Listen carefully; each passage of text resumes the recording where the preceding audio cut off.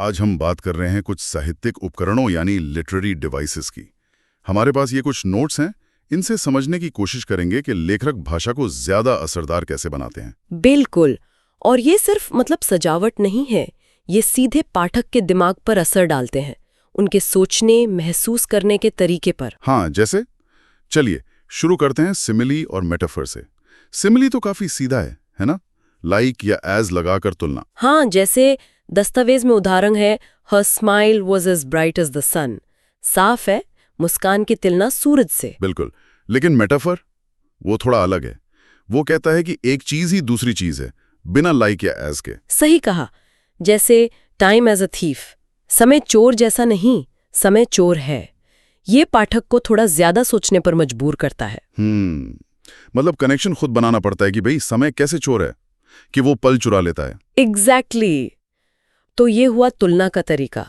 फिर है पर्सोनिफिकेशन, चीजों को इंसान बना देना। हाँ, जैसे हवा पेड़ों से फुसफुसाई। अब हवा तो फुसफुसा नहीं सकती, जाहिर है। नहीं सकते, पर ऐसा कहने से उस सीन में एक जान आ जाती है ना? एक माहौल बनता है, थोड़ा रहस्यमयी सा। और कभी-कभी इमोशनल भी। अच्छा, फिर आता है हाइपरबोल, किसी बात को बहुत बढ़ा चढ़ा कर कहना। हाँ, ये तो हम शायद रोज ही करते हैं। बिल्कुल। जैसे मैंने तुम्हें 1000 बार कहा है। अब 1000 बार तो नहीं कहा होगा। जाहिर है नहीं, पर इससे पता चलता है कि कहने वाला कितना फ्रस्ट्रेटेड है या अपनी बात पर जोर देना चाह रहा है। हाँ, एक ड्रामा सा आ जाता है।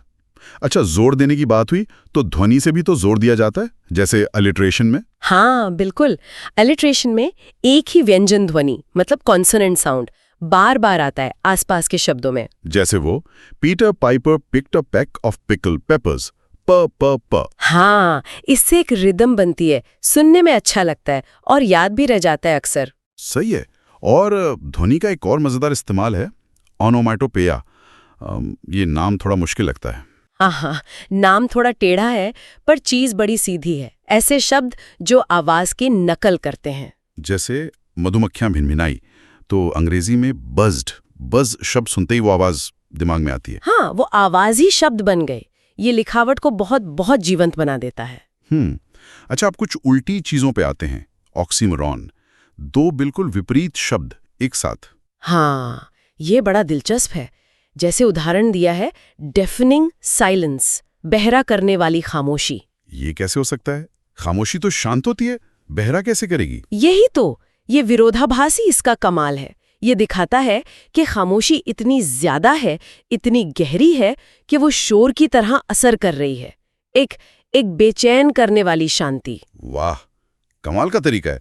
अच्छा, विरोधाभास का एक और रूप है आयरनी, विडंबना। हाँ, आयरनी तब होती है जब जो हम उम्मीद करते हैं या जो होना चाहिए उसके ठीक उलट कुछ होता है। जैसे वो ट्रैफिक पुलिस वाला जिसका खुद ही तेज गाड़ी चलाने का चालान कट जाए। बिल्कुल, ये आयरनी है, क्योंकि हमारी अपेक्षा के एकदम विरुद्ध है। जो नियम बनवाता है वही तोड़ रहा है। इससे कभी हंसी आती है, कभी कोई गहरी बात समझ आती है। सही। अच्छा, अब आते हैं सिंबलिज्म पर। प्रतीक, जब कोई चीज अपने असल मतलब से ज्यादा कुछ दर्शाए। जैसे सफेद कबूतर, वो सिर्फ एक पक्षी नहीं है, वो शांति का प्रतीक माना जाता है। हाँ, और ये प्रतीक अक्सर हमारी संस्कृति, हमारे समाज से जुड़े होते हैं।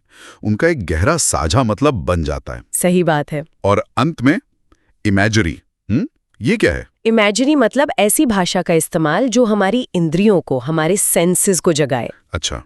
देखना, सुनना, सूंघना। हाँ, स्वाद, स्पर्श, सब। लेखक ऐसे शब्द चुनते हैं कि पढ़ते हुए पाठक के मन में एक जीती जागती तस्वीर बन जाए, उसे वो चीज महसूस होने लगे। जैसे वो उदाहरण था ना, ताजी पकी ब्रेड की गरम महक हवा में फैली थी। पढ़ते ही जैसे वो खुशबू। बिल्कुल, आप महसूस कर सकते हैं।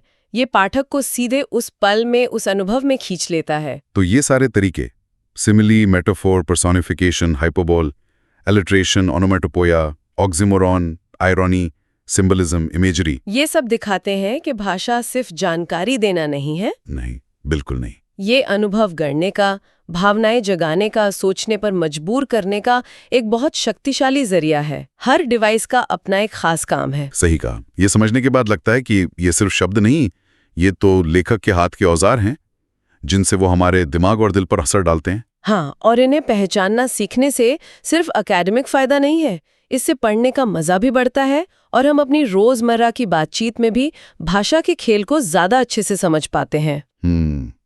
ये दिलचस्प है। तो श्रोताओं के लिए एक सवाल छोड़ जाते हैं, क्या इन साहित्यिक उपकरणों को जानने के बाद किसी कहानी, किसी लेख या शायद किसी खबर को पढ़ने का अनुभव बदल सकता है? और क्या ऐसा हो सकता है कि हमारी अपनी रोज की बातचीत भी अनजाने में ऐसे कितने ही उपकरणों से भरी हो जिन पर हमने कभी ध्यान ही नहीं दिया?